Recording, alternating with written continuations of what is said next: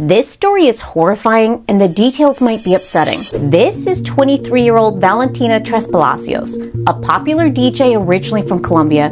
She was popular in the nightlife scene there, racking up almost 20,000 Instagram followers. But her life took a tragic turn after she started dating this man, 35-year-old John Poulos, a divorced father of 3 from Texas. They met on a dating app in 2022, and he says they talked every day for 9 months, and he visited her in Colombia several times, promising her a life together. But one night, during a visit in January, things went horribly wrong. She was last seen holding hands with Poulos at a nightclub where she was about to do a set, and this was the last video she posted. Dile, hola, mamá.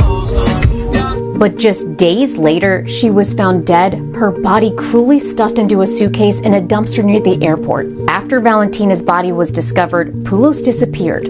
But video of him moving the suitcase soon turned up, and a manhunt ensued. He was arrested 4 days later in Panama, trying to flee to Turkey. His face marked with scratches. He claimed a drug cartel was after him, but the truth eventually came out. Autopsy revealed Valentina was strangled to death. In court, he claimed he woke up to find her dead next to him, with the zip tie the couple had used in bed tightened around her neck. Only, he says he doesn't remember killing her, and that drugs and alcohol played a role. He says she might have done it to herself. He did confess to stuffing her body in the suitcase and tossing it in the trash out of panic. This all happened last year, and now he's facing 50 years in prison if he's convicted. Studies show 2 in 5 murdered women are murdered by an intimate partner. It's a stark reminder of the urgent need to address the root causes of violence in the world, which often ignores the plight of women. Rest in peace, Valentina. Oh, he did it just for the simple fact he deserved 50 plus years. Nobody, you know what I'm saying, deserved to die in the hands of somebody else, because who got those type of high powered decisions? Nobody do. And it's just sad that people think they can do shit like that when you really can't. I mean, I lost my sister to domestic violence, and that just hurt every day. That pain never go away. So the people who lose someone to domestic violence, I feel exactly what they go through. He guilty not only because he stuffed her body, but all the different type of things he was doing, like fleeing and all that type of stuff. Like, who really would be innocent and stuff a body and try to hide a body? You gonna panic, freak out, call the police, 999, wherever they at, emergency help phone number services.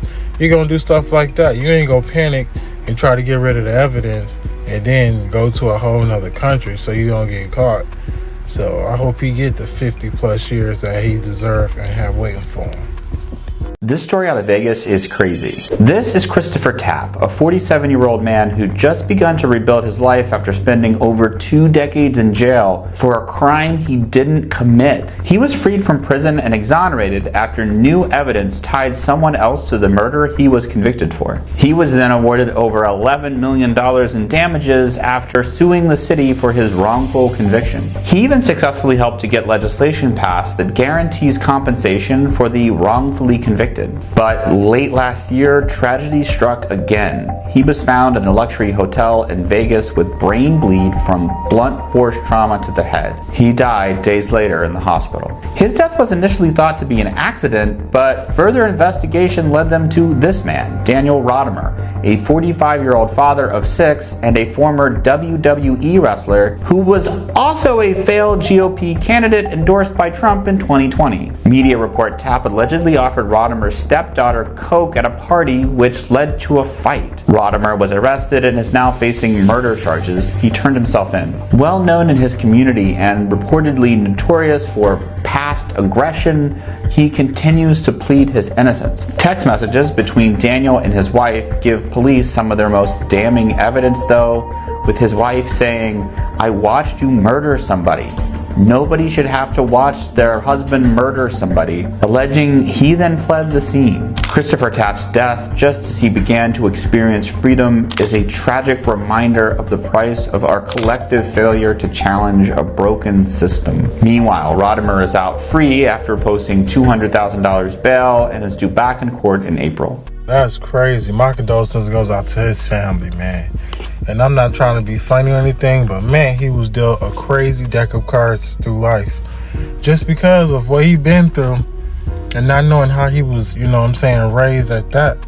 But just because you offer somebody something, knowing, you know, in certain, how can I say, environments, that's just normal.